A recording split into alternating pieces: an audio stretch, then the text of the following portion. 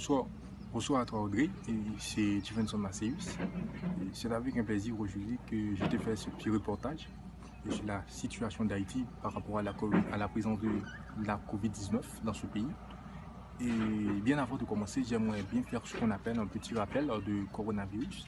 Eh bien, le coronavirus a été découvert, comme tu le sais déjà, en Chine, c'était en décembre 2019. Puis à partir de janvier, février, ça commence bien à devenir ce qu'on appelle une pandémie. Toutes les régions du globe, presque toutes les régions du globe sont affectées par ce qu'on appelle coronavirus. Eh bien, qu'en est-il de l'état d'Haïti? Eh bien, Haïti lui-même, Haïti c'était à partir de 17 mars qu'on a découvert deux cas actifs en Haïti. C'était un Belge, un Haïtien, et vivant respectivement dans le département de la Tibonite et le département de l'Ouest. Eh bien, après avoir découvert ces deux cas, le président Jovenel Moïse a pris un arrêté où il a déclaré ce qu'on appelle état d'urgence sanitaire. État d'urgence sanitaire, c'était pour éviter ce qu'on appelle la propagation du coronavirus en Haïti.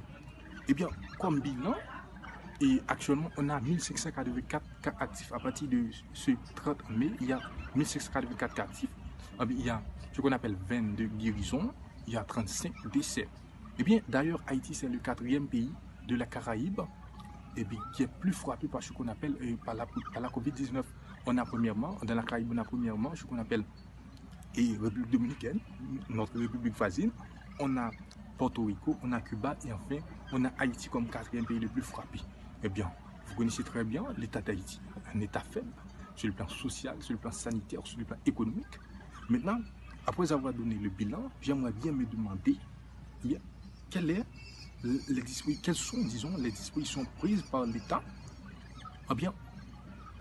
face au confinement imposé.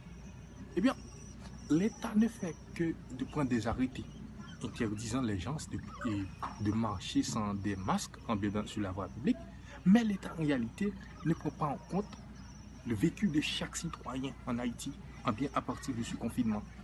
Les Haïtiens sont restés confinés chez eux, sans matériel adéquat, sans alimentation, sans électricité.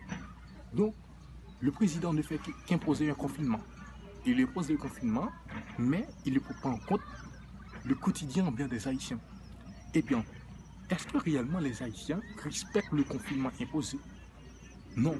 La réponse est négative. Les Haïtiens ne respectent pas ce confinement. D'ailleurs, si j'avais la possibilité, je devais vous prendre des photos. Les Haïtiens continuent à fréquenter ce qu'on appelle les transports publics. Les marchés continuent à fonctionner. Mais seulement l'école et quelques entités de l'administration publique qui restent paralysées. Les écoles, les universités sont restées fermées. Les Haïtiens ne respectent pas ce confinement et ils ont ce droit. Pourquoi? Parce que l'État ne prend pas en compte leur vécu, leur quotidien. Maintenant, le président Jovenel Moïse, depuis 2 semaines, a fait ce qu'on appelle, a promis 3000 gouttes à chaque Haïtien. Or, jusqu'à date, les Haïtiens ne reçoivent aucun argent de la part du président Jovenel Moïse. Donc c'est la raison pour laquelle les Haïtiens sont obligés alors de laisser leur habitat pour aller chercher du pain ailleurs. Maintenant, qu'en est-il de l'approche de la majorité des Haïtiens face à la COVID-19? Est-ce que pour les Haïtiens, la COVID-19 existe réellement en Haïti? D'aucun pas.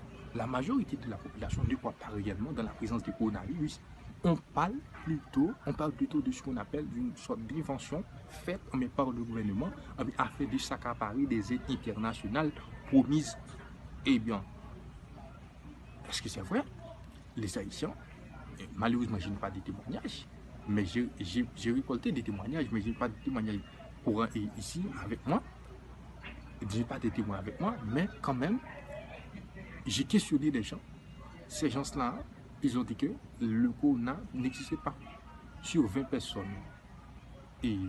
questionnées, j'ai trouvé seulement 5 personnes qui croient réellement de la présence du corona en Haïti. Les 15 autres personnes disent que le corona n'existe pas. C'est Jovenel Moïse, pour se maintenir au pouvoir, vient imposer ce qu'on appelle le confinement pour éviter tout mouvement populaire, pour éviter tout rassemblement pouvant mener à sa destitution. Moi, quelle est mon approche, comme tu me l'as demandé par rapport à ça? Moi, j'ai une approche assez critique. Moi, premièrement, je crois que le corona existe bel et bien en Haïti. Mais je ne crois pas dans ce qu'on appelle les rapports publiés par le ministère de la Santé publique et de la population, parce que les rapports sont falsifiés. Quand il dit que les rapports sont falsifiés, cela veut dire que il y a une sorte d'ajout, une sorte d'augmentation. On augmente les cas actifs, par exemple, 1584 cas en Haïti, avec bien des guérisons. On doit se demander, mais comment Haïti a pu guérir ce qu'on appelle 22 personnes? Il n'y a pas même des hôpitaux en Haïti, il n'y a pas de soins, à des cas. Donc moi, je ne crois pas dans les statistiques. Mais je crois dans la présence du virus en Haïti, mais je ne crois pas dans les rapports publiés par le ministère qui est contrôlé par le gouvernement. Eh bien, mais ça existe réellement en Haïti.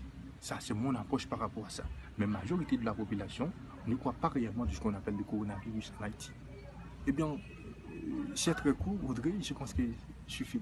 Et c'est fini. Bon, je sais pas, une autre fois, je te ferai un plus grand reportage, un reportage plus magnifique. Merci beaucoup.